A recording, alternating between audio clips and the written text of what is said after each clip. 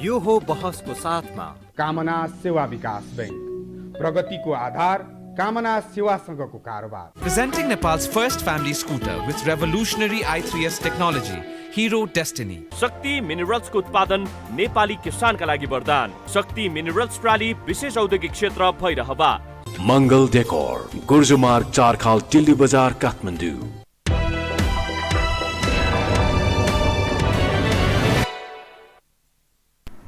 नमस्कार, यो बहसमा म यहाँहरूलाई हार्दिक स्वागत गर्दछु। जीवराम भण्डारी।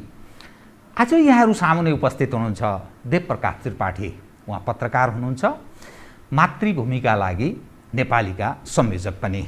उहाँसँग आज म समग्र विषय उठान गर्ने प्रयत्न गर्नेछु। समग्र यस मानेमा अप्ठ्यारो राजनीतिक अवस्था एकपछि अर्को त्यस दिशातर्फ उन्मुख भएको देखा पर्दछ। नेपालको राजनीतिक घटनाक्रम हेर्दा प्रधानमन्त्री केपी शर्मा ओलीले एउटा प्रयत्न गरेको देखियो।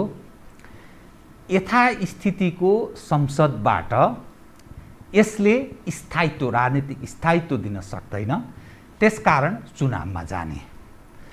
त्यससँगै विभिन्न खाले परिस्थितिहरू सिर्जना भएको छ। प्रमुख प्रतिपक्ष सहित प्रतिपक्ष सर्वोच्च अदालतमा पुगेको छ, रिट छ यतिखेर। अनि नेकपा एमाले स्वयं विभाजनको ठ्याक्कै सङ्घारमा छ, घोषणा मात्रै हुन बाँकी छ। अर्को ठुलै पार्टी जनता समाजवादी पार्टी विभाजित स्थितिमा प्रवेश गरेको छ। नेपाली काङ्ग्रेस प्रमुख प्रतिपक्ष एउटा वैकल्पिक सरकारको लागि म योग्य छु भनेर दाबी गरेको र विभिन्न प्रयत्न गरेको यो तस्बिर देखा पर्दछ। समग्रमा हेर्दा न त सत्तापक्षी न प्रमुख प्रतिपक्ष सहित प्रतिपक्षहरू नेपालीका नजरमा त्यो जाँच्ने हो भने कसी लगाउँदा त्यो लोकप्रियता आर्जन गर्न सकेको स्थिति छैन। तर अब हुन्छ कि यो एउटा पेचिलो विषय छ।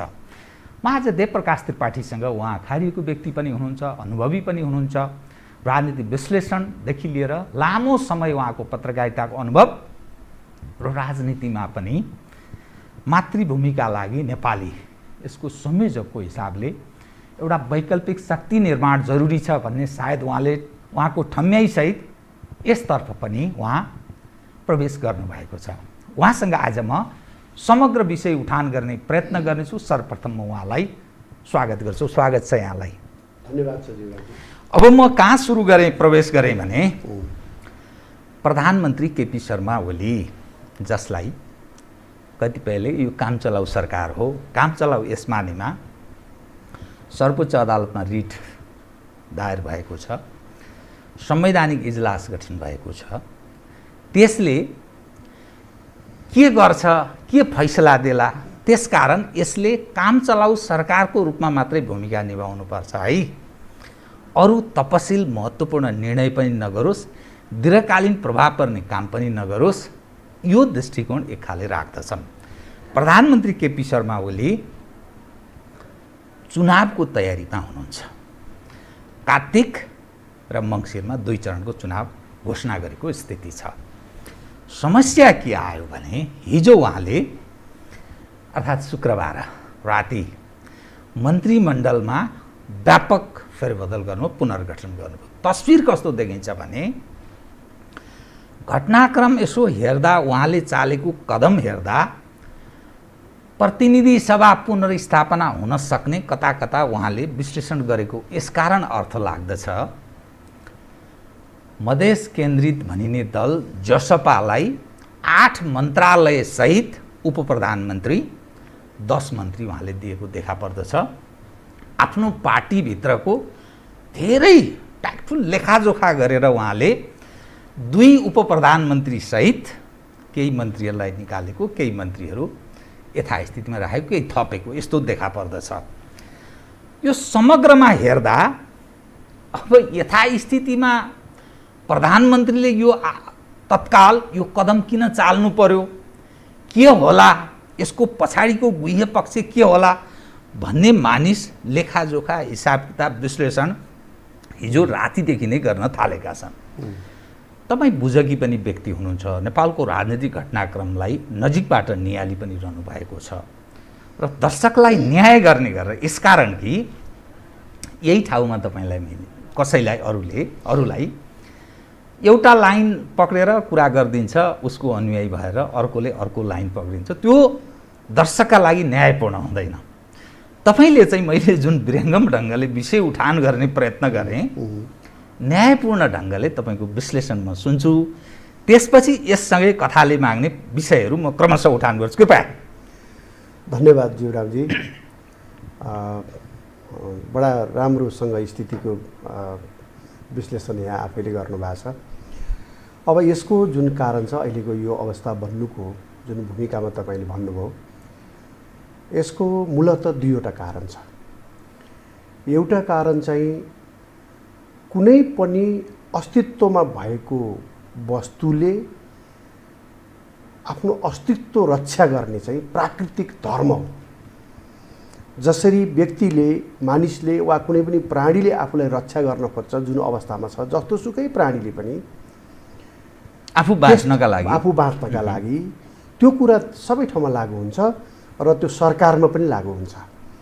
प्राण रक्षा जस्तै विषय हो। सरकार एउटा कारण मैले भन्न खोजेँ, एउटा कारण चाहिँ नै यो प्राकृतिक नियम हो कि सत्तामा हुनेको कर्तव्य धेरै हुन्छ, जिम्मेवारी धेरै हुन्छ, तर त्यो अघोषित एउटा जिम्मेवारी नै हुन्छ।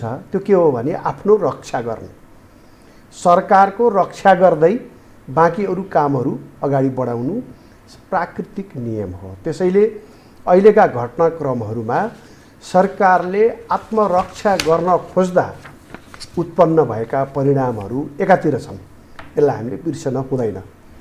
अर्को दोस्रो महत्त्वपूर्ण कारण के हो भने पहिले टड्कारो भएर आएको थिएन, पछिल्लो समयमा अलि स्पष्ट हुँदै गएको छ। नेपालमा 12 बुँदे सम्झौता का पक्का हिमायतीहरू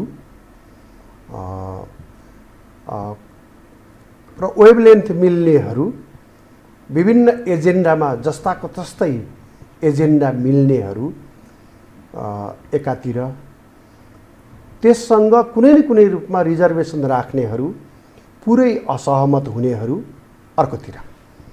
राजनीतिक ध्रुवीकरणको स्थिति चाहिँ यो 62 सालदेखि नै थियो।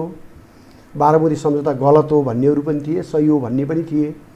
तर त्यसबेला चाहिँ एउटा ठुलो हिंसाबाट मुक्ति मिल्ने आशामा मानिसले अबदेखि हाम्रो शान्ति र समृद्धिको बाटो प्रशस्त हुने, मार्ग प्रशस्त हुने भन्ने विश्वासमा त्यो बेला मान्छेले धेरै कुरा सहे। यो हुँदैन थियो है, यो गलत हुन्थ्यो भन्ने कुराहरू पनि सहे। तर अब बिस्तारै के भयो त भनेपछि जुन प्रकारले राजनीतिक परिवर्तन गरियो त्यो परिवर्तन कृत्रिम थियो, त्यो प्राकृतिक थिएन। त्यो कृत्रिम परिवर्तन भएको हुनाले केही मानिसहरूले धैर्य गरे।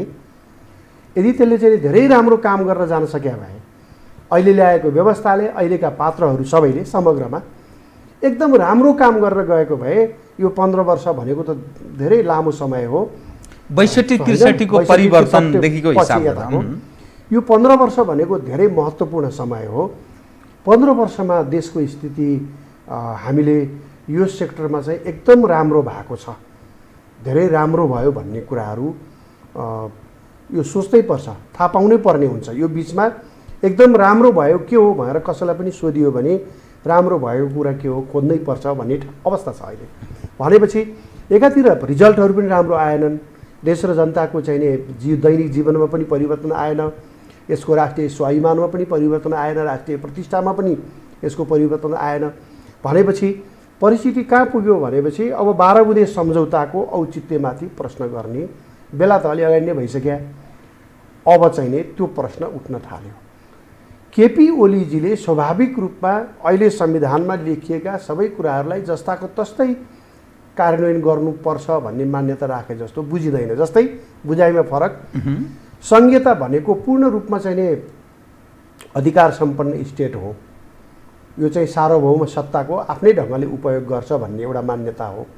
जुन मान्यता यो आत्मनिर्णयको अधिकार सहितको अझ माओवादीहरूले त आत्मनिर्णयको अधिकार सहित पनि भनेको, जातीय राज्य पनि भनेको, त्यसपछि वामपन्थी काङ्ग्रेस पार्टीले पनि त्यो कुरालाई समर्थन गरेको र उहाँहरू पनि जातीय राज्यकै पक्षमा गएको यो खालको जुन अवस्था बनेको थियो त्यसलाई केपी ओलीहरूले त्यति बेलैदेखि अब्जेक्सन गरेर जातीय राज्यमा जान नदिएको, सङ्घीयताको व्याख्या जसरी प्रचण्डहरूले जसरी अरूहरूले गर्थे त्योभन्दा फरक ढङ्गले व्याख्या गरेको, त्यो सब स्थितिले के बुझिन्थ्यो भने विषयहरूलाई बुझाइमा फरक छ। अनि धर्मनिरपेक्षता भनेपछि हिन्दुत्वको भयङ्कर विरोधै गरिराख्नुपर्छ, धर्म भनेकै हिन्दू मात्रै हो, त्यसमा इसाईकरण चाहिँ राम्रो कुरा हो भन्ने प्रकारले एउटा बुझाइ थियो नि त। छ भनेपछि त्यसमा चाहिँ नै होइन, हिन्दुत्व पनि एउटा हिन्दू पनि एउटा राम्रो धर्म हो भन्ने सन्देश पनि यो बिचमा, भले त्यसको पछाडि राजनीतिक उद्देश्य पनि होला, त्यतापट्टि आवश्यक परे जाउँला नत्र नजाउँला।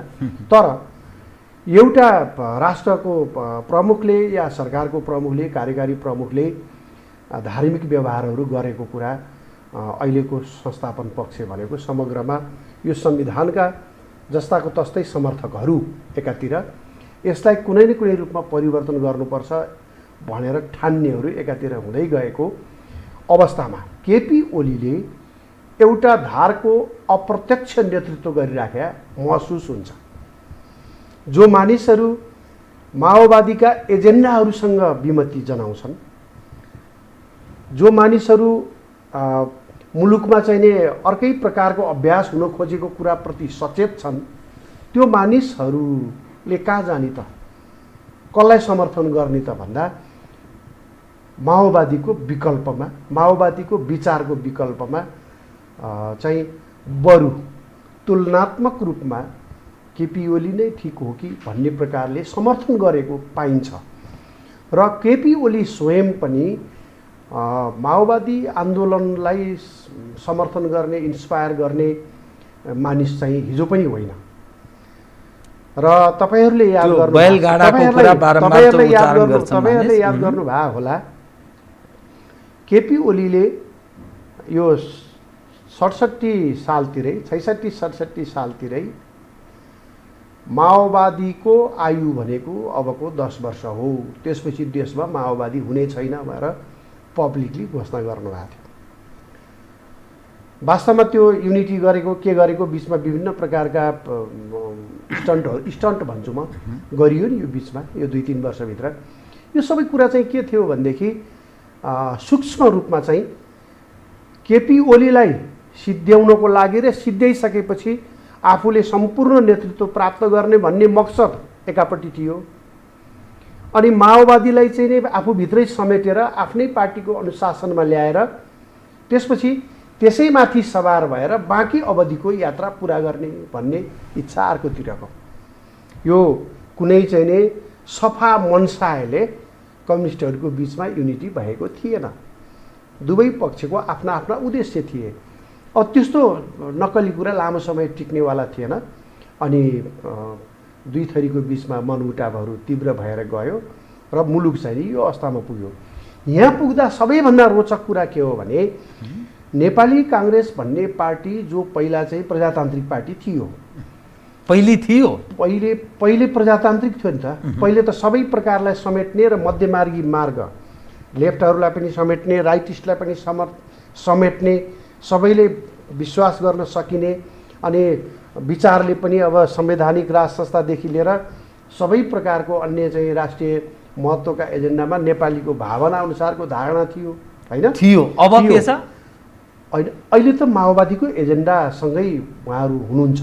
अहिले फेरि पनि यत्रो वर्ष काङ्ग्रेसले विभिन्न प्रकारका नकारात्मक परिणामहरू बेहोर्यो, तर अल्टिमेटली ऊ फेरि माओवादीकै पक्षमा, जातिवादीकै पक्षमा, अतिवामकै पक्षमा, विखण्डनकै पक्षमा उभियो ऊ पनि। भनेपछि अहिले मुलुक कुन ठाउँमा हामी पुग्दैछौँ, अझै मुखरित हुँदैछ भने अब एकातिर जातिवादमा विश्वास गर्नेहरू, विखण्डनमा विश्वास गर्नेहरू, धर्मनिरपेक्षता र इसाईकरणमा विश्वास गर्नेहरू, एकातिर गणतन्त्रलाई अझै बलियो गणतन्त्र बनाएर लैजानुपर्छ भन्नेहरू एकातिर भए, अर्कोतिर के हो भनेदेखि जनताको भावनालाई पनि सम्बोधन गरिकन राजनीतिक कतिपय एजेन्डाहरू हामीले परिमार्जन गर्नुपर्ने हुनसक्छ भन्ने पनि एकातिर भए, अनि आम पिपुल जो 63 को परिवर्तनलाई सन्देहका दृष्टिले हेर्थे, यो परिवर्तनले हामीलाई राम्रो गर्ला एउटा आशा पनि थियो, शङ्का पनि थियो, प्रश्नको रूपमा थियो।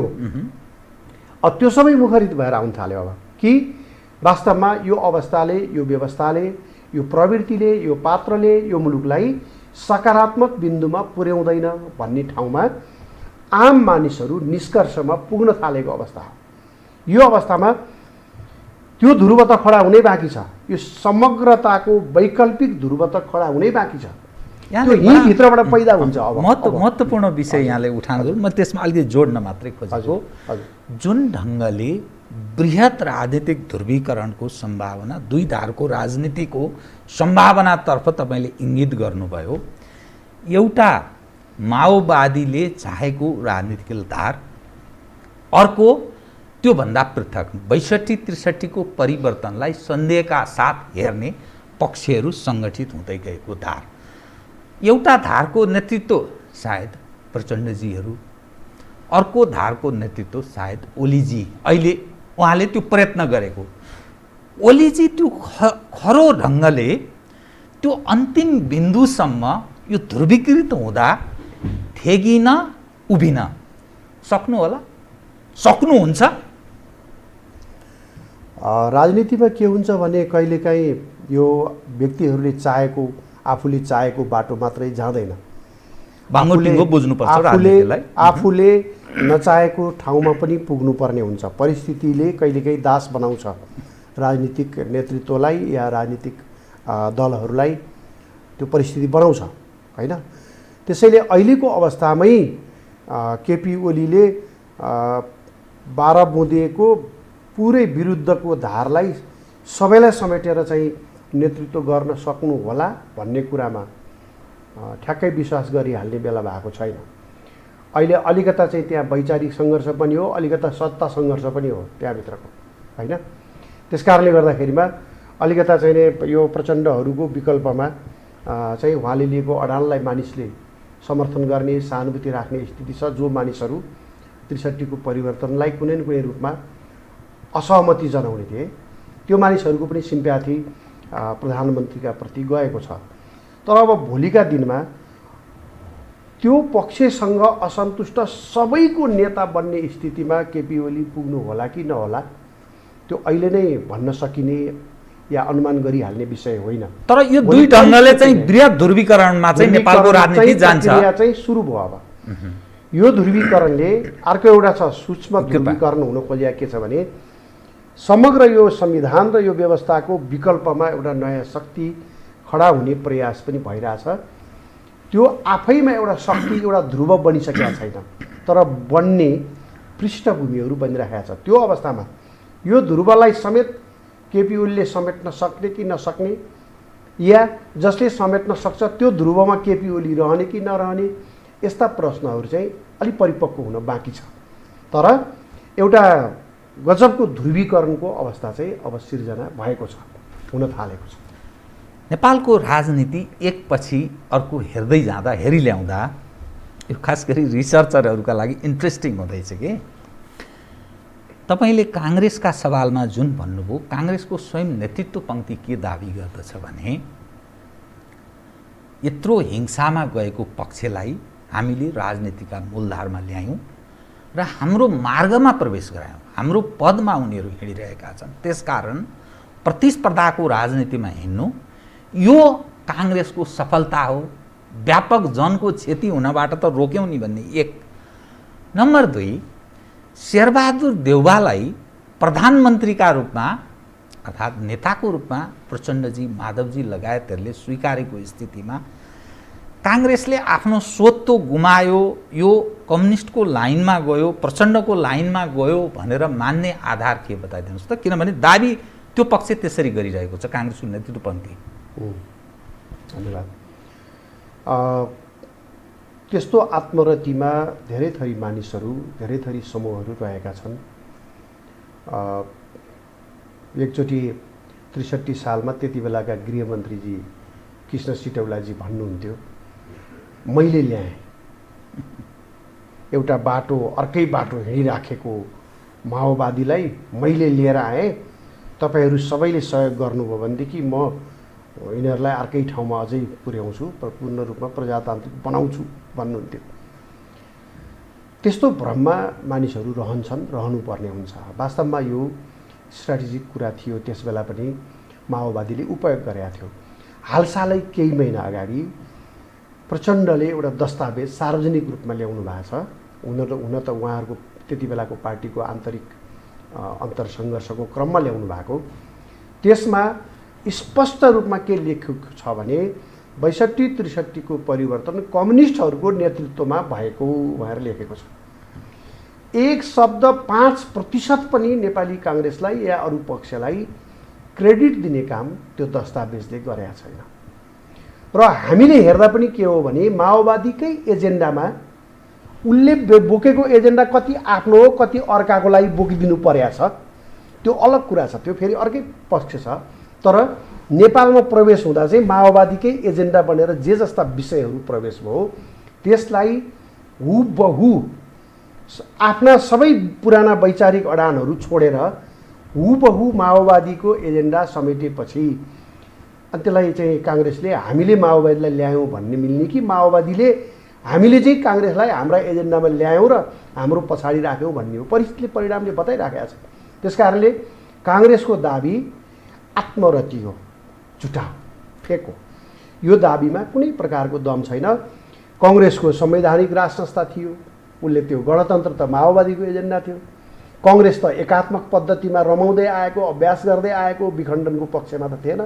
भनेको सार्वभौम सत्ताको विभाजनको पक्षमा त काङ्ग्रेस थिएन। हिजोको काङ्ग्रेस कम्तीमा वेस्टमिनिस्टर प्रणालीको चाहिँ संसदीय प्रजातन्त्रमा थियो, त्यो पनि छोडेर समावेशी प्रकारको अलि भिन्न प्रकारको चाहिँ नि पद्धतिमा सहमति भयो, जुन कुरामा माओवादी चाहन्थ्यो होइन। हिजोको काङ्ग्रेस जातीयताप्रति, जातिवादप्रति ठुलो दूरी मेन्टेन गर्थ्यो। माओवादीले जातीय मुद्दा उठाएका थिए होइन। अनि काङ्ग्रेस पार्टीले चाहिँ नि जातीय राज्य बनाउनु पनि सहमति दियो। जातीय मुद्दाहरूमा माओवादीभन्दा अझै अगाडि आएर चाहिँ नि उफ्रीपाफ्री गर्छ भनेपछि काङ्ग्रेस पार्टी सबै विचार जति सबै छोड्ने, माओवादीको बोक्ने, अनि खुट्टा चाहिँ मेरो माथि नै परेको छ भन्ने प्रकारले चाहिँ नि अर्काले पछारे पनि खुट्टा त मेरो माथि नै परेको छ भन्ने छ नि एउटा उक्ति।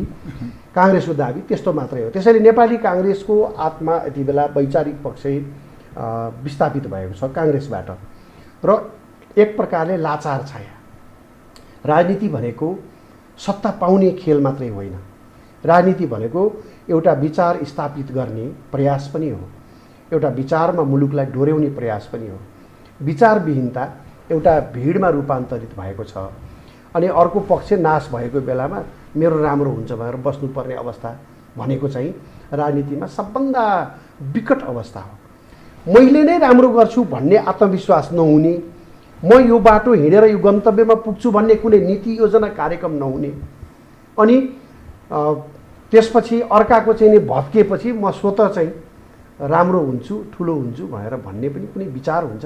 बहुत बहुत महत्त्वपूर्ण यहाँले जुन म यसैमा छिद्र विषय भन्छ नि यसैभित्रको, अनि त्यसपछि म अरू समसामयिकमा प्रवेश गर्छु। समग्रमा अहिले देखिँदा कस्तो देखिन्छ भने राजनीतिक उचाइ 62-63 प्रचण्डजीको जुन अवस्थामा थियो त्यो कद घटेको छ। फुच्चे, राजनीतिक हिसाबले फुच्चे देखिनु भएको छ, होचो।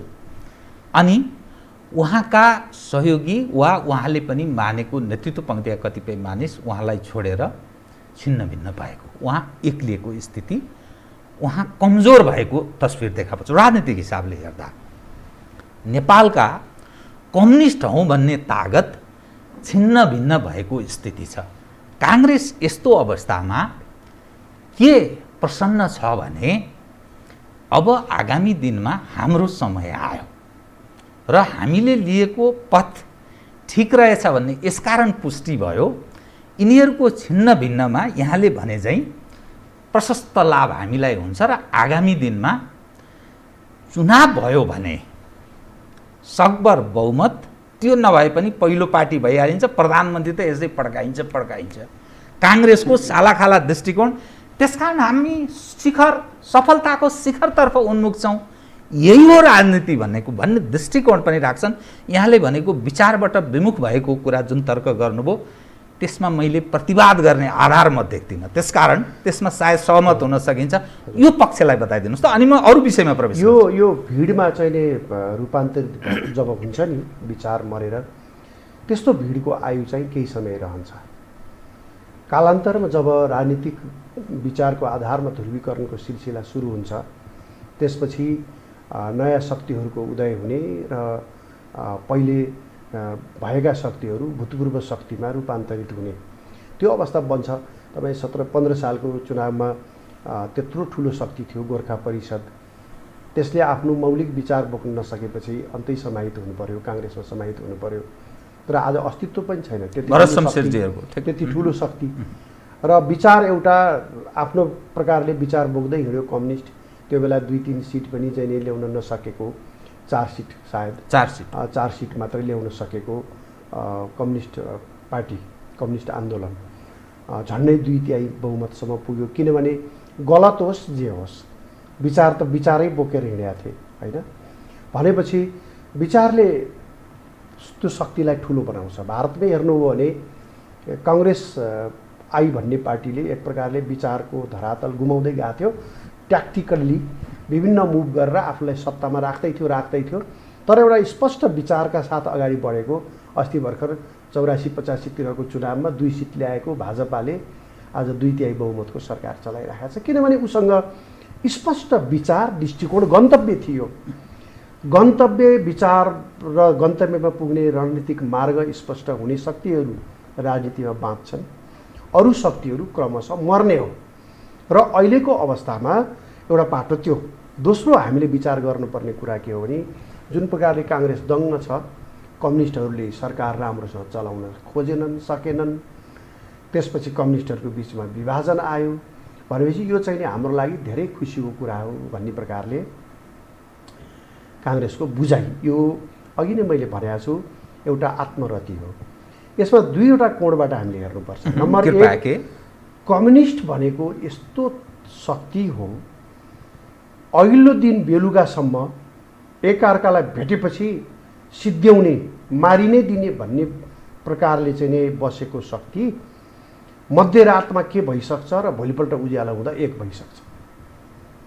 एउटा क्यारेक्टर यो बिर्सन हुँदैन कि यदि केपी ओलीलाई यसै गरी आइसोलेसनमा पार्दै जाने र प्रचण्डलाई पनि म अब धेरै कमजोर भएँ भन्ने पर्दै गयो भने उहाँहरू दुईजना फेरि अङ्कमाल गरेर रुवावासी गर्ने ठाउँमा पुग्यो भने आश्चर्य नमान्नु होला। कुनै पनि बेला यो पाटो बिर्सन हुँदैन। चाहे त्यो एमाले कम्युनिस्टको चरित्र भनेको उहाँहरू मिल्न र छुट्न समय लगाउनु, त्यसैले बेला बखतमा विभाजनका रमाइलोहरू पनि देखाइराख्नुहुन्छ, एकताका रमाइलोहरू पनि देखिराखिया हुन्छ। उहाँहरूको बिचको यो सामान्य प्रक्रिया हो। हामीले यसलाई चाहिँ भयङ्कर ठुलो घटना हो भन्ने ठान्नु पर्दैन। त्यसैले भोलि पनि उनीहरूको बिचमा सत्तालाई केन्द्रमा राखेर, आफ्नो सुरक्षालाई केन्द्रमा राखेर फेरि पनि युनिटीको सम्भावना ठ्याक्कै भएन भन्न मिल्दैन।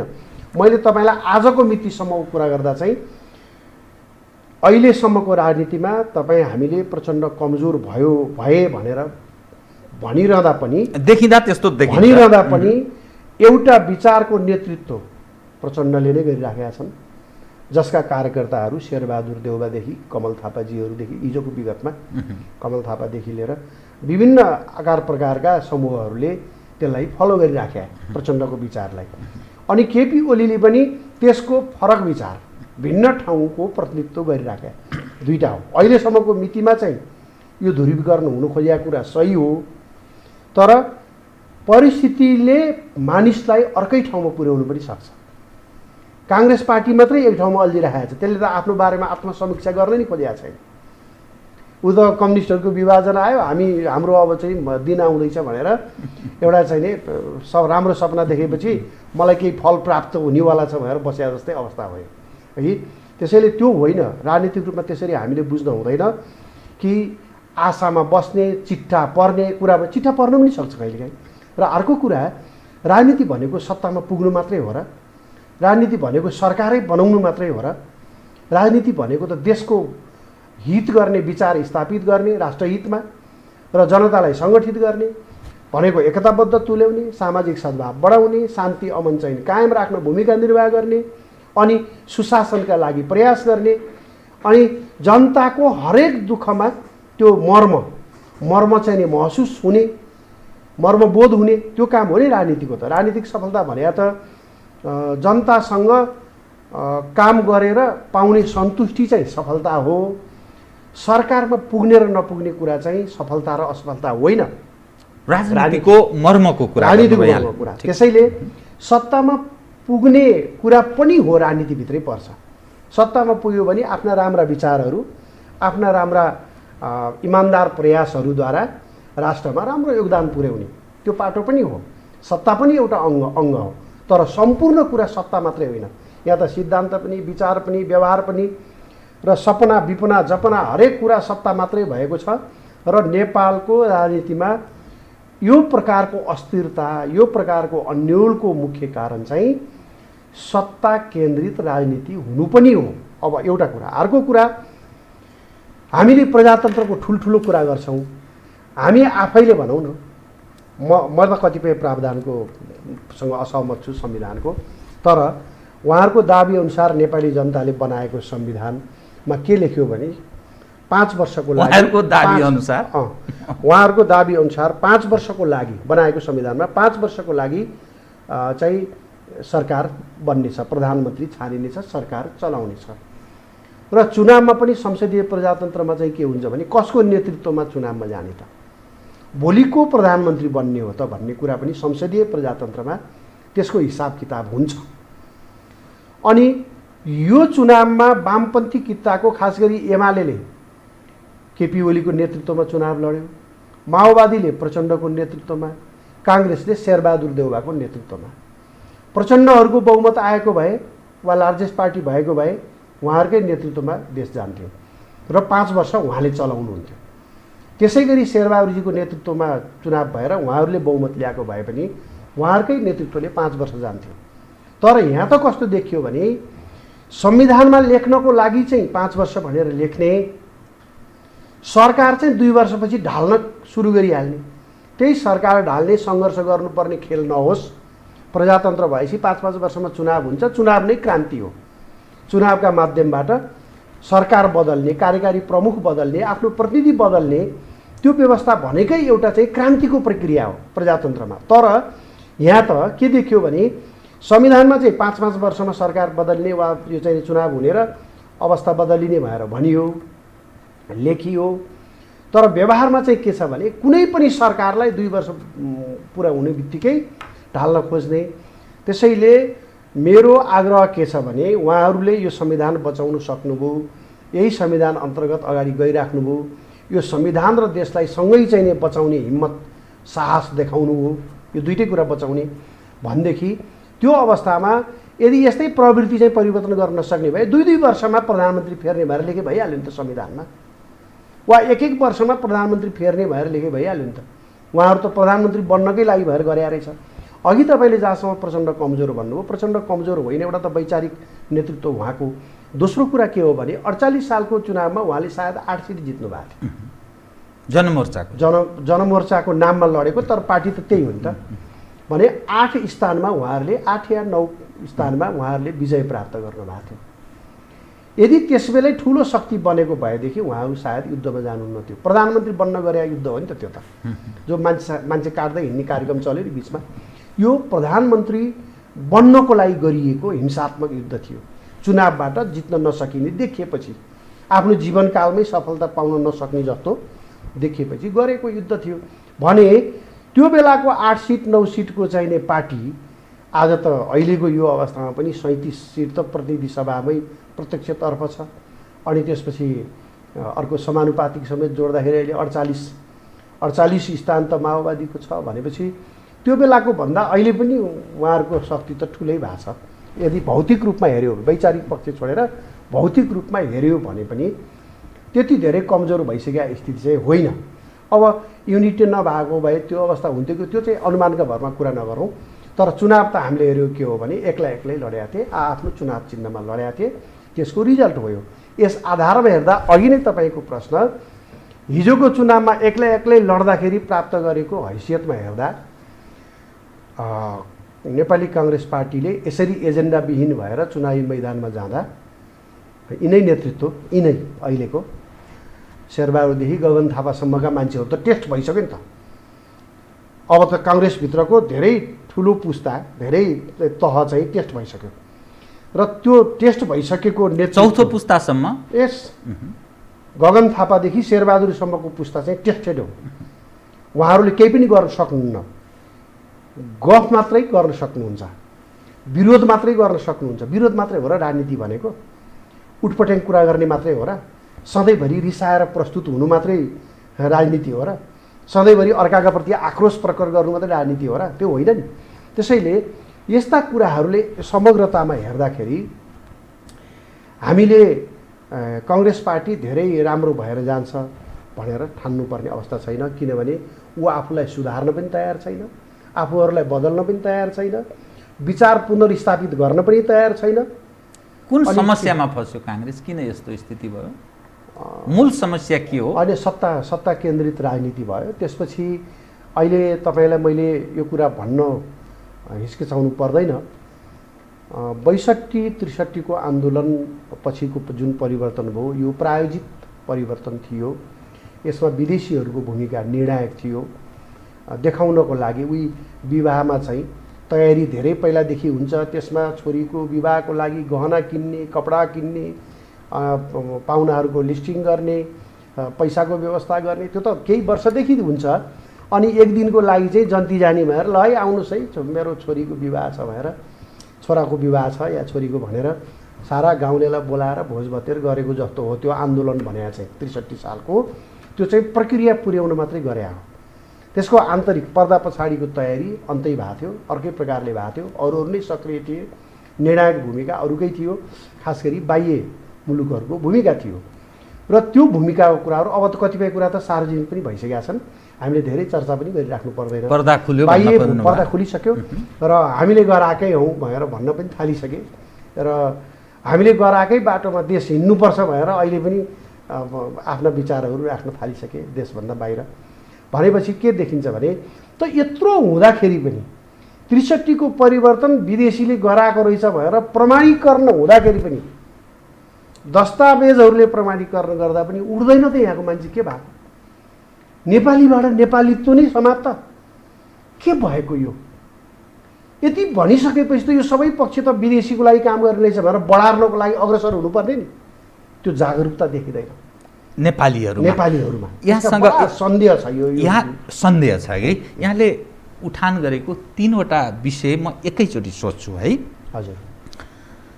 2 वर्षदेखि नै ओलीलाई हटाउने प्रक्रिया प्रारम्भ भयो। एक दोस्रो, यहाँले शब्द चयन गर्दा यदि प्रजातन्त्र हो भने भनेर जो भनिरहनु भएको छ, यो अहिले प्रजातान्त्रिक व्यवस्था हो भनेर मान्न कोही तयार छैन। लोकतान्त्रिक प्रजातन्त्र भन्ने शब्द चयनमा काङ्ग्रेस नेतृत्वको पनि आपत्ति छ, कम्युनिस्टहरूको त यसै आपत्ति छ। तेस्रो, यदि यो संविधान र यो देश यथास्थितिमा बचाउन सक्छन् भने भन्ने शब्द तपाईँले चयन गर्नुभयो, त्यो शङ्का छ र यो 3वटाको जवाफ दिनुहोस् त। ओलीलाई किन हटाउन खोजियो 2 वर्षदेखि? त्यसको पछाडिको मूल कारण के थियो? 1। 2, तपाईँले प्रजातन्त्र भन्नुभयो, यो किन प्रजातन्त्र भन्ने शब्द चयन गर्दैनन् अहिले? लोकतन्त्र भन्छ, त्यसमा गौरव गर्छन्, प्रजातन्त्र होइन है भन्ने दृष्टिकोण राख्छन्।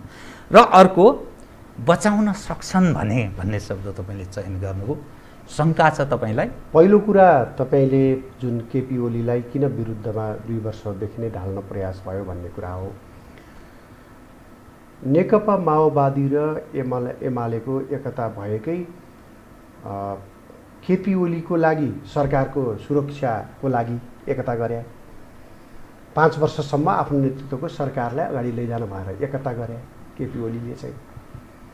प्रचण्डले त सुरुमै यो केपी ओली आफै ढल्लान्, स्वास्थ्य कमजोर छ, वा उनी चाहिँ आराम गरेर बस्नुपर्ने अवस्था चाँडै नै आउँदैछ, नभए पनि अब 1-2 वर्षमा हामीले ढाल्न सकिहाल्छौँ त्यही भित्रै घुसेर भनेर योजनाबद्ध रूपमै त्यो एकता भएको थियो नि त। अर्को पक्षले गर्नुको उद्देश्य फरक थियो नि। अहिले पनि मैले चर्चा गरेँ। जब भद्र सहमति 2.5 वर्ष यो समस्या कहाँबाट सुरु भएको हो भनेदेखि उनीहरूको आन्तरिक त्यति बेलासम्म त विपक्षी भूमिका केही पनि थिएन। सरकारको विरुद्ध बाह्य शक्तिको पनि कुनै एक्टिभिटी देखिँदैन थियो। केपी ओलीको सरकारका विरुद्ध अविश्वासको प्रस्ताव ल्याउन नपाउने, कुनै पनि सरकारको विरुद्ध संविधानले लेखेको छ 2 वर्षसम्म अविश्वासको प्रस्ताव ल्याउन नपाउने, 2 वर्षसम्म धैर्य गर्नुपर्ने बाध्यता भयो आफै नछोडेको अवस्थामा।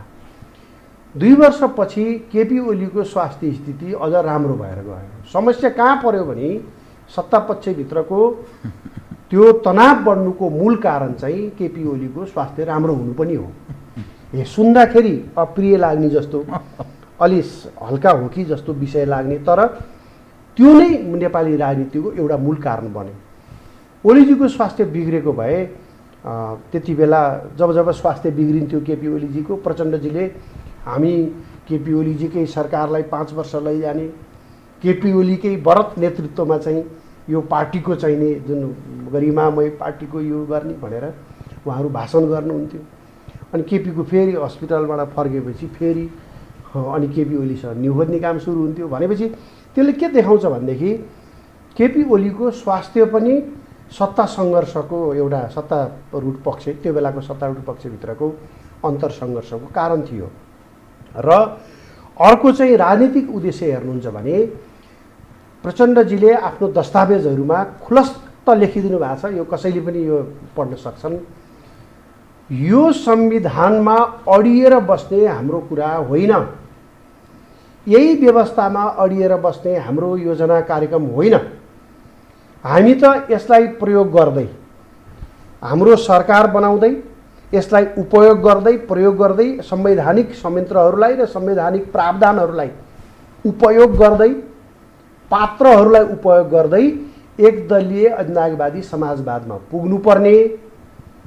केपी ओली त्यतातिर जान खोजेनन् भनेर त दस्तावेजमै लेखेको छ होइन त। एउटा चाहिँ यो वैचारिक राजनीतिक पक्ष पनि छ। एकदलीय अधिनायकवादलाई जसलाई उहाँले अग्रगामी भन्नुभएको छ। र रमाइलो कुरा के हो भने काङ्ग्रेस लगायत कैयन पार्टीका मान्छे पनि प्रचण्डहरूले भनेको अग्रगमनलाई समर्थन गरेर दौडिनु भएको छ। उहाँहरूको अग्रगमन भनेको के हो त भनेपछि एउटा दलको शासन हुने समाजवादी राजनीतिक व्यवस्था, आर्थिक र राजनीतिक अधिकार जति सबै राज्यमा निहित गर्ने, राज्यमा केन्द्रित गर्ने, एउटा दलमा केन्द्रित गर्ने, एउटा दल मार्फत एउटा व्यक्तिमा केन्द्रित गर्ने, त्यो प्रकारको व्यवस्थालाई चाहिँ उहाँहरूले अग्रगमन भन्नुभएको छ। अनि काङ्ग्रेस पार्टीका मान्छे पनि ताली बजाउँदै हामी अग्रगमनमा छौँ भन्दै दौडिया छन्। मलाई त काङ्ग्रेसका मान्छेहरू हुन् त, काङ्ग्रेस भइसकेपछि पढिराख्न पनि पर्दैन, धेरै अध्ययन गरिराख्नु पर्दैन। उहाँहरू आफै चाहिँ हामी काङ्ग्रेसको नेता भइसक्यो, सबै जानिसक्यौँ भन्ने हुन्छ। अहिलेसम्मको मनोविज्ञान कोही मान्छे पढ्ने पनि छन्। उहाँहरूलाई मैले अपमान गरे होइन, उहाँहरूलाई सम्मानै गर्छु। तर नर्मल्ली म त्यस्तो परिस्थितिलाई विषयलाई बुझेर अर्काको सल्लाह सुझाव लिएर काङ्ग्रेसको नेतृत्वले काम गर्दैन। त्यही प्रकारको कल्चर तलसम्म गइसक्यो अब भनेपछि। त्यसैले पहिलो कुरा चाहिँ के हो भने एउटा चाहिँ सत्ताको कारण हो, अर्को चाहिँ राजनीतिक उद्देश्य पनि फरक पर्यो।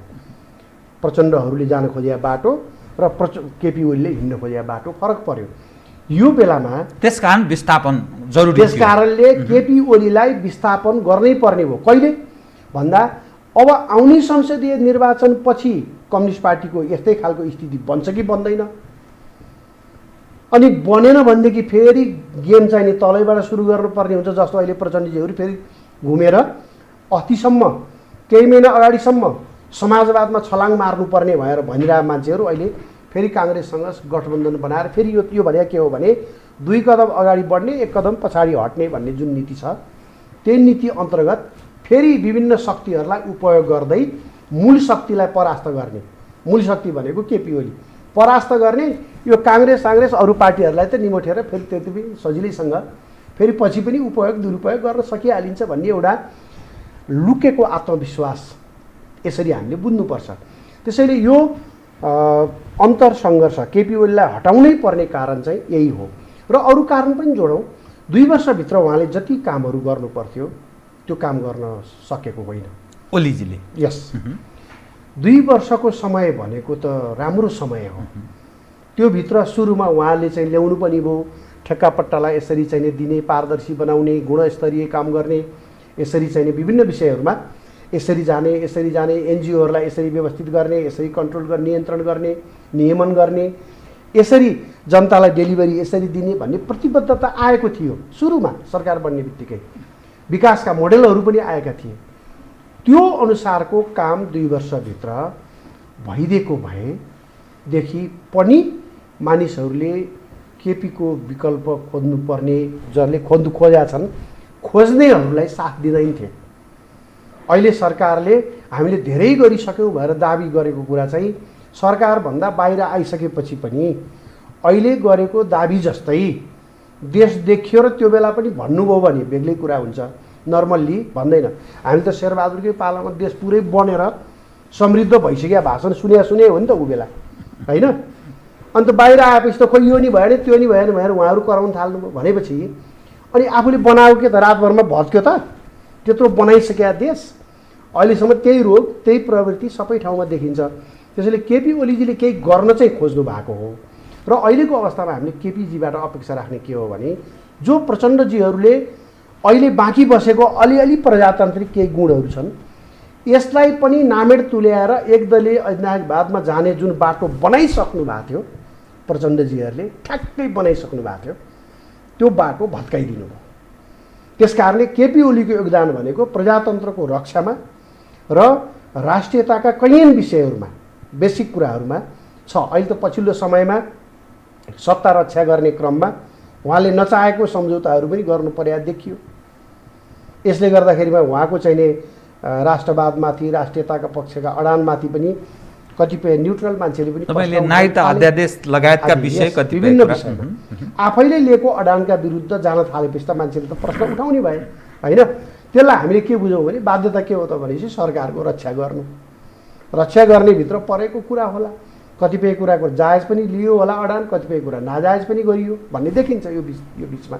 त्यसैले केपी ओलीको विरुद्ध शक्तिहरू जुरु बनाउनुको कारण यो एउटा कारण। अनि काङ्ग्रेस भन्ने पार्टीले त त्यो माओवादीलाई साथ दिएको मात्रै हो। त्यसमा अब यसले कसलाई कहाँ पुर्याउँछ हामी अझै हेर्न बाँकी छ। यो बाटो यो दोस्रो कुरा, तपाईँले प्रजातन्त्र शब्द प्रयोग गर्नुभयो, लोकतान्त्रिक प्रणाली हो भनेर भनेको कुरा चाहिँ अहिले मलाई देवप्रकाश त्रिपाठी भएर चिन्नको लागि एउटा नाम राखिएको छ। अब मेरो नाम चाहिँ रामबहादुर तामाङ राखियो भने म बदलिएको हुन्छु र भीमदत्त महेन्द्रनगरलाई भीमदत्त नगरपालिका राखियो अनि त्यहाँको अन्तर्वस्तुमा केही परिवर्तन छ र, त्यहाँको मान्छेमा परिवर्तन छ र, त्यहाँको सडकमा परिवर्तन छ र, होइन? त्यहाँको अवस्थामा त केही परिवर्तन छैन नि। त्यसैले नाम चाहिने राख्ने एउटा कुरा हो, त्यसको गुण पनि हुनु पर्यो, परिणाम पनि हुनु पर्यो। परिणाममा छैन। यसलाई जे नाम दिए तापनि एउटा कुरा के हो भने प्रजातन्त्र भनेको र लोकतन्त्र भनेको उस्तो एउटै कुरा हो।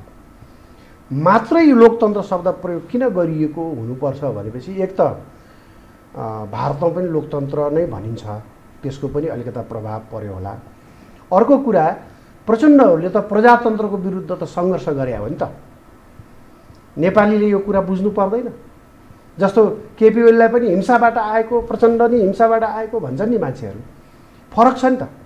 केपी ओली त त्यो बेला निरङ्कुश भनिने व्यवस्थाको विरुद्ध सङ्घर्ष गरेका थिए, हिंसात्मक गरे पनि यति ठुलो हिंसात्मक सङ्घर्ष त थिएन। त्योभन्दा नि रमाइलो कुरा त र हामीले सम्झिनुपर्ने कुरा के हो भने त्यो हिंसात्मक क्रियाकलाप गरे बापत 15 वर्ष जेल पनि सजाय पनि भोगिसके। अनि प्रचण्डले 2 दिन कस्टडी बस्नु परेको छ त्यत्रो ठुलो अपराध गरे बापत। बाबुराम भट्टराईले यो राष्ट्रलाई छेद विच्छेद बनाउने जुन योजना बोकेर हिँडिराखेका छन्, त्यत्रो हिंसात्मक गरे क्रियाकलाप के को विरुद्ध गरे भन्दा प्रजातन्त्रको विरुद्ध गरे र अल्टिमेटली चाहिँ के को विरुद्ध हुन आइपुग्यो भनेपछि राष्ट्रियताको विरुद्ध हुन आइपुग्यो। युद्धको सुरुवात प्रजातन्त्रको विरुद्ध भयो माओवादीहरूको, अनि युद्धको अर्को ठाउँमा एउटा चरणमा पुग्ने बेलामा चाहिँ सम्झौता हुँदाखेरि चाहिँ कहाँ पुग्यो भन्दा राष्ट्रियता विरुद्ध सम्झौता भयो। त्यसैले माओवादीको हिंसात्मक युद्धको चरित्र हेर्नुभयो भने यो अर्कै ढङ्गले आएको देखिन्छ। केवल त्यसको पछाडिको उद्देश्य भने चाहिँ त्यस बेलाका 2 जना अल्लारेहरूको, उग्र महत्त्वाकांक्षा भएका अल्लारेहरूको चपेटमा राजनीति पर्यो, त्यसले हिंसात्मक बाटो अप्नाइदियो उनीहरूको निजी महत्त्वाकांक्षा पुरा गर्न, होइन? त्यसैले यो व्यवस्था चाहिँ प्रजातान्त्रिक पूर्ण रूपमा होइन, किनभने पूर्ण प्रजातान्त्रिक व्यवस्थामा चाहिँ प्रजातन्त्रका विरुद्ध पनि दल खोल्न पाइन्छ। म प्रजातान्त्रिक प्रणालीका विरुद्ध दल खोल्छु, नेपालमा बहुदलीय व्यवस्था चल्दैन, म निर्दलीय व्यवस्थाको पक्षमा छु भनेर पनि दल खोल्न पाइन्छ। विचारका आधारमा पक्षपात हुँदैन। तर अहिलेको व्यवस्थाले म हिन्दू राष्ट्र बनाउन चाहन्छु, म किराँत राष्ट्र बनाउन चाहन्छु, म बुद्ध राष्ट्र बनाउन चाहन्छु भन्नेलाई दल खोल्न पाउँदैन। म कुनै न कुनै रूपको राज संस्थाको पक्षमा छु, म मुलुकमा राज संस्था सहितको प्रजातन्त्र चाहन्छु भनेर दस्तावेजमा लेख्नेले दल खोल्न पाउँदैन। भनेपछि यो पूर्ण रूपमा प्रजातान्त्रिक व्यवस्था होइन। यो चाहिँ नै प्रचण्डजीले व्याख्या गरे जस्तै समाजवाद उन्मुख व्यवस्था हो। समाजवाद पनि अरूले बुझ्ने गरे जस्तो आर्थिक कार्यक्रमको समाजवाद होइन, राजनीतिक समाजवाद भनेको एकदलीय ऐनावाद उन्मुख। उहाँहरूले आफ्नो दस्तावेजमा नि भन्नुभएको छ, यो संविधानमा पनि ठाउँ ठाउँमा समाजवाद उन्मुख भन्ने परेको छ। यो हेर्दा यो व्यवस्था चाहिँ हामीले यसलाई भन्ने गरेका छौँ ठिमाहा व्यवस्था, वर्णशङ्कर व्यवस्था, अलिअलि प्रजातान्त्रिक जस्तो, अलिअलि कम्युनिस्ट जस्तो, होइन? अहिलेको यो लडाइँ अर्को पनि एउटा कुरा यसैमा जोडिन्छ। केपी ओलीले लिएको सिद्धान्त के हो भनेदेखि सरकारले सरकार चलाउने। प्रचण्डले आपत्ति जनाएको कुरा के हो भनेदेखि पार्टीले सरकार चलाउने, पार्टीको निर्देशन अनुसार चलेन भन्ने। पार्टीको निर्देशन अनुसार सरकार चल्ने भनेको कम्युनिस्ट पद्धतिमा हो। प्रजातान्त्रिक पद्धतिमा पार्टीको भूमिका एडभाइजरी हुन्छ, सल्लाह दिने हो, गाइडलाइन दिने हो, डे टु डे हस्तक्षेप गर्ने हुँदैन, पार्टीले सञ्चालन गर्ने हुँदैन। प्रजातन्त्रमा सरकार आफै सरकार हो, ऊ आफैले चलाउँछ राज्य हो। यो सैद्धान्तिक वैचारिक मान्यतामा पनि हेर्नु न, काङ्ग्रेस पार्टी पनि त्यही लाइनमा गएको छ, पार्टीले सरकार चलाउने पर्छ। पार्टीले सरकार चलाउने कुरा भनेको कम्युनिस्ट सिद्धान्तको कुरा हो। र केपी ओली र यो उसको बिचको अन्तर्विरोध भनेको त्यो पनि हो, एउटा त्यो सैद्धान्तिक पनि हो, अघिको कुरासँग जोडिएको।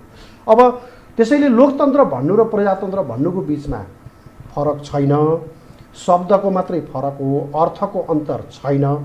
र प्रजातन्त्रको विरुद्ध हिंसात्मक सङ्घर्ष गरे हुनाले जनतालाई बेकुफ बनाउनको लागि प्रजातन्त्र ढालेर लोकतन्त्र ल्याएको भनेर भनेको कुरा चाहिँ हामीले हेयर पालेर कपाल काटेको भने जस्तै कुरा हो। यो बडा इन्ट्रेस्टिङ तपाईको यो शब्द मात्रै हो क्या यो, होइन? त्यसैले हामीले यो विषयलाई यसरी बुझौँ। अब अर्को कुरा तपाईँको तेस्रो कुरा के थियो? तेस्रो कुरा भनेको जो यो शङ्का छ र तपाईँलाई यदि बचाउन सक्छ संविधान एकदम छोटकरी म एउटा विषय तपाईँ म तपाईसँग म सर्वोच्चको विषय उठान गर्न चाहन्छु। अहिले हामीसँग समयको अभाव होला। यो संविधानको जुन प्रावधान कार्यान्वयन गर्नुपर्ने हुन्छ नि, त्यही प्रावधानले अन्तर्विरोध बोकेको छ, त्यही प्रावधान विवादमा आइहाल्छ। सुस्पष्ट रूपमा यो संविधानमा कुनै पनि प्रावधान लेखिएको छैन। यो गोलमटोलको चाहिँ नि संविधान हो। यसले स्थायित्व, शान्ति र समृद्धिको बाटो दिने संविधान होइन। यो स्वयं अस्थिरताको पुलिन्दा जस्तो यो संविधान आफैमा के हो भने संक्रमण काललाई संस्थागत गरिएको, संक्रमणकालीन अवस्थालाई, अराजकता र अनेकतालाई संस्थागत गरिएको दस्तावेज हो। यसले यो आफैले कहिले पनि स्थिर हुन दिँदैन, कहिले पनि पूर्ण बहुमतको सरकार बन्न दिन खोज्दैन यो संविधानले, र कहिले पनि स्थिर रहन दिँदैन। सरकार चाहिँ नि जस्तो भनौँ एकातिरबाट 2 वर्षसम्म सरकार चलाउन नपाउने, विश्वास प्रस्ताव ल्याउन नपाउने भनेको छ। तर कोलिसन गभर्मेन्ट बन्यो, एउटाले साथ छोडिदिएपछि विश्वासको मत लिनु परेको परेन 3 महिनापछि, अनि त्यो विश्वासको मत लिँदा फेल भए छोड्नु परेको परेन भनेपछि यो संविधानले सरकारको स्थायित्व पनि दिँदैन, सामाजिक परिस्थितिको स्थायित्व पनि दिँदैन, र यस्तो अस्थिरताको अवस्थाबाट देश लामो समय बाँच्न सक्दैन। जुन प्रकारको अहिलेका समस्याहरू छ नि, यो त यही संविधानले सिर्जना गरेका समस्या हो नि त। मानिसको एटिच्युडले पनि हो, पोलिटिकल लिडरसिपको एटिच्युड पनि एउटा कारण, हामी त्यसको चर्चा गरिसक्यौँ। तर मूल रूपमा यो दस्तावेज आफै अस्थिरताको स्रोत हो। अस्थिरतालाई हामी लामो समय पालेर राख्न सक्दैनौँ, हामी स्थायित्वकै खोजीमा हुनेछौँ। मुलुक कसरी सङ्कटमा जाँदैछ, बडा महत्त्वपूर्ण विषय तपाईँले उठान गर्नु। मसँग समय धेर भएन, एक विषय चाहिँ उठाउनै पर्ने जरुरी भयो। यतिखेर यो प्रतिनिधि सभा, जसलाई हामी प्रतिनिधि सभा भन्दछौँ, संसद विघटनको अवस्थामा छ। प्रधानमन्त्रीले चुनावको तिथिमिति तोक्नु भएको छ। सर्वोच्चमा रिट परेको छ। त्यसको वैधानिक पक्ष र त्यो एउटा रिटले एउटा निर्क्युल पुर्याउला, किनभने संवैधानिक इजलास गठन भएको छ, केही समय लाग्ला।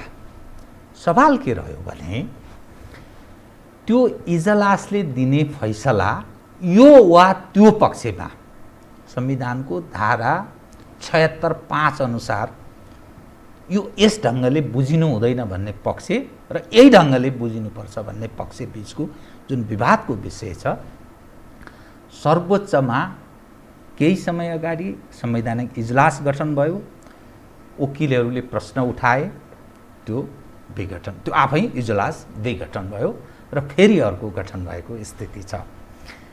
अब सवाल के रह्यो भने त्यसले ल्याउने फैसला, दिने फैसला यो सरकारको पुनर्गठन र आगामी दिनको राजनीतिक अवस्था, त्यो तस्बिरलाई अलिकति छ्याङ्ग पारिदिनुहोस् त। कहाँ प्रवेश गर्न सक्छ, यसले ल्याउने परिणाम के हुन्छ? धन्यवाद जीवरामजी। यो कानुन विज्ञहरूले राम्रोसँग निष्पक्ष ढङ्गले व्याख्या गरिदिएको भए त्यत्रो उल्झन पैदा हुँदैन थियो।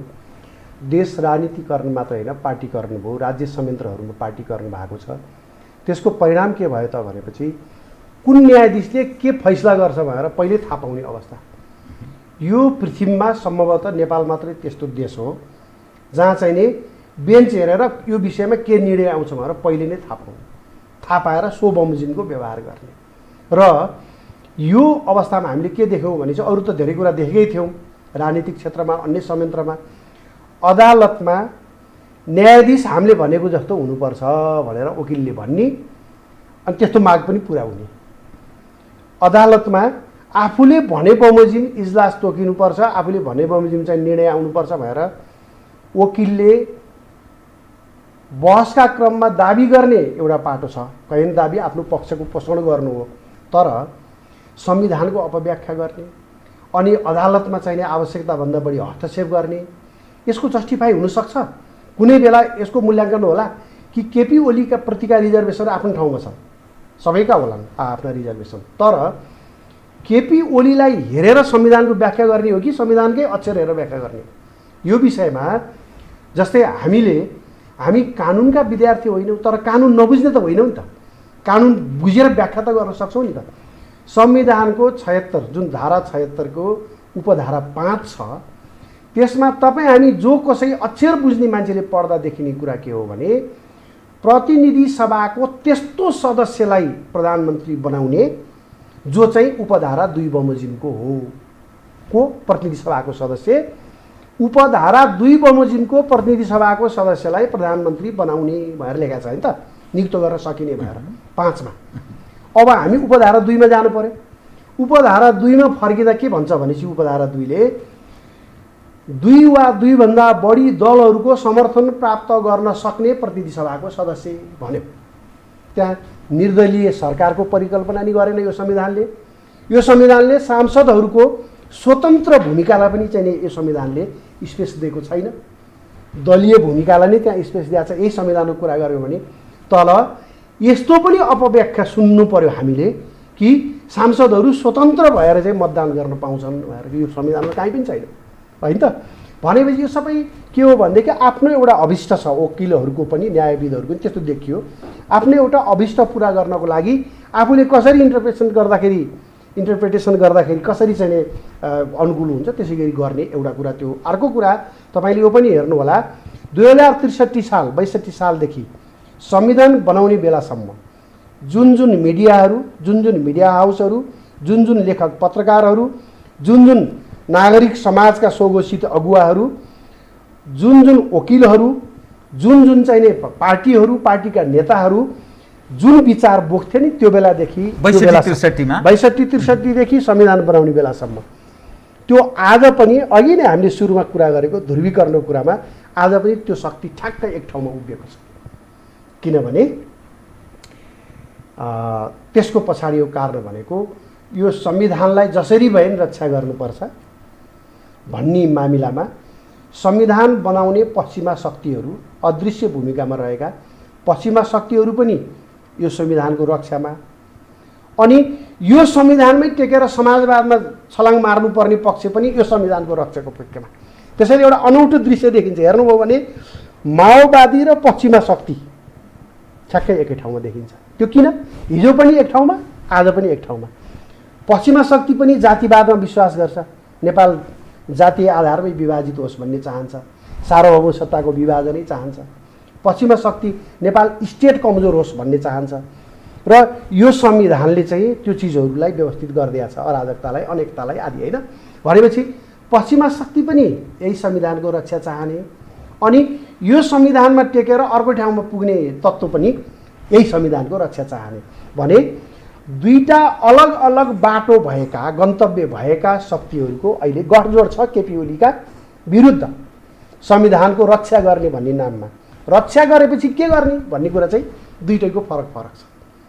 हामीले यो बुझ्नु पर्यो कि अहिले तपाईँको प्रश्नमा आउँदाखेरि यो संविधान अस्थिरताको मूल स्रोत हो, विभाजनको मूल स्रोत हो, अनेकताको मूल स्रोत हो, समृद्धिको अवरोध पैदा गर्ने, समृद्धिलाई अवरोध पैदा गर्ने तत्त्वहरूको मूल स्रोत हो।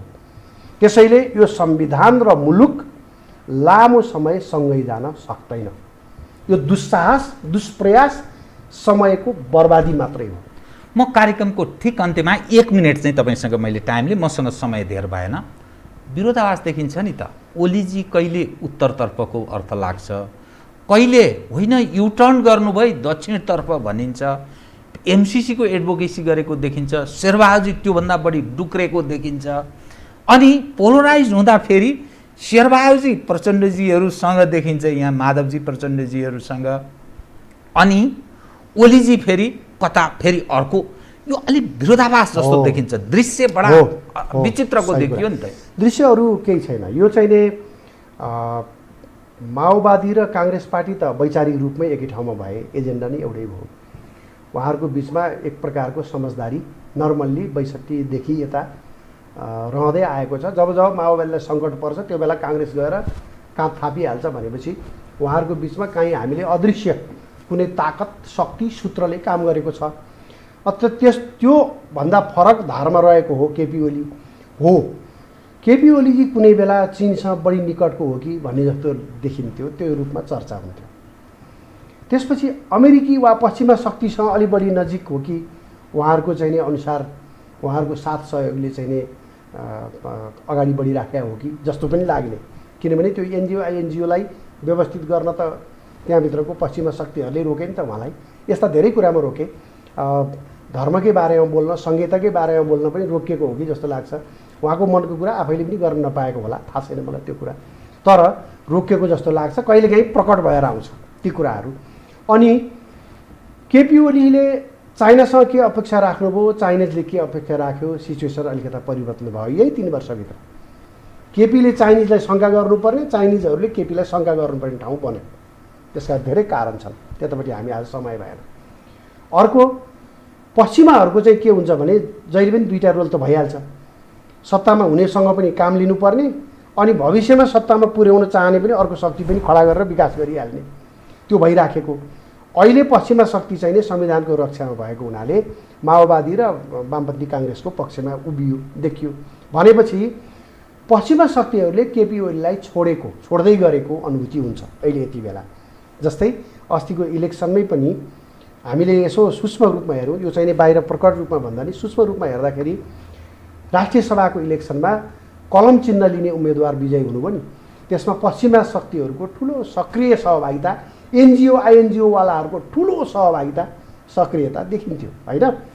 भनेपछि आजको मितिसम्म आइपुग्दा पश्चिमाले पनि केपी ओलीलाई छोड्दै गरेको जस्तो देखिन्छ, त्यस्तो सङ्केतहरू देखिन थालेको छ। भनेपछि अन्तिममा के भयो त भनेपछि भारतसँग चाहिँ भारतले के नीति लिएको छ हामीलाई थाहा थिएन। 12 बुँदेका समर्थकहरू, एसडी मुनि, श्याम शरणहरू लगायतका रञ्जित्रेहरू जो चाहिँ नि एकदम माओवादी र 12 बुँदेको समर्थनमा हुनुहुँदो रहेछ अहिलेसम्म पनि, उहाँहरूले बताए अनुसार उहाँहरू चाहिँ नि नेपालमा केपी ओलीलाई भारतले सद्भाव राख्न हुँदैन, साथ सहयोग समर्थन गर्नु हुँदैन। त्यस्तो भयो भने नेपालबाट संहिता पनि जान सक्छ, गणतन्त्र पनि जान सक्छ, धर्मनिरपेक्षता पनि जान सक्छ, हिन्दू राष्ट्र र राजतन्त्र आउन सक्छ भनेर उहाँ चिन्ता प्रकट भएको छ दिल्लीमा श्यामशरणजीहरूको। अनि हामीले पनि यहाँ नेपालभित्र लौ श्यामशरणजी र एसडी मुनिले ठुलो चिन्ता प्रकट गर्नुभयो, नेपालमा त हिन्दू राष्ट्र र राज संस्था आउने भएछ, केपीलाई समर्थन गर्न नहुने रहेछ भनेर चाहिँ एक थरी मान्छे श्यामशरणले भनिसक्नुभयो, एसडी मुनिले भनिसक्नुभयो, हामीले त यो विरुद्धमै लाग्नुपर्छ भनेर लागेको स्थिति पनि हो क्या अहिले चाहिँ, होइन? त्यसैले यो के हो भने आफ्नो रक्षा गर्ने क्रममा कहिलेकाहीँ राजनीतिक नेतृत्वले विभिन्न सम्झौता गर्छ, विभिन्न अडान राख्छ। त्यस्ता सम्झौता र अडानहरूका आधारमा हामीले यो नेतृत्व यो पक्ष ठिक कि बेठिक भएर छुट्याउने हो। आजको मितिमा केपी ओलीजी पनि परीक्षाको घडीमा हुनुहुन्छ।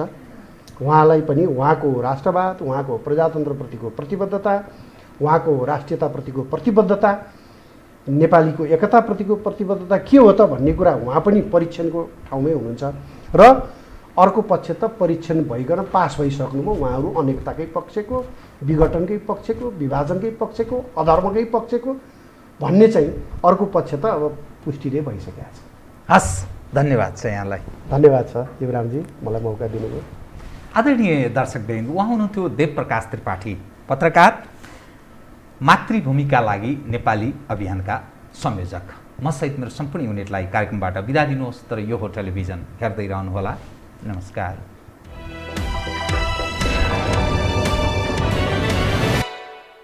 यो हो बहसको साथमा कामना सेवा विकास बैंक, प्रगतिको आधार कामना सेवासँगको कारोबार। Presenting Nepal's first family scooter with revolutionary i3s technology, Hero Destiny. शक्ति मिनरल्सको उत्पादन नेपाली किसानका लागि वरदान। शक्ति मिनरल्स प्रणाली विशेष औद्योगिक क्षेत्र भैरहवा। मङ्गल डेकोर, गुर्जुमार्ग 4 खाल दिल्ली बजार काठमाडौँ।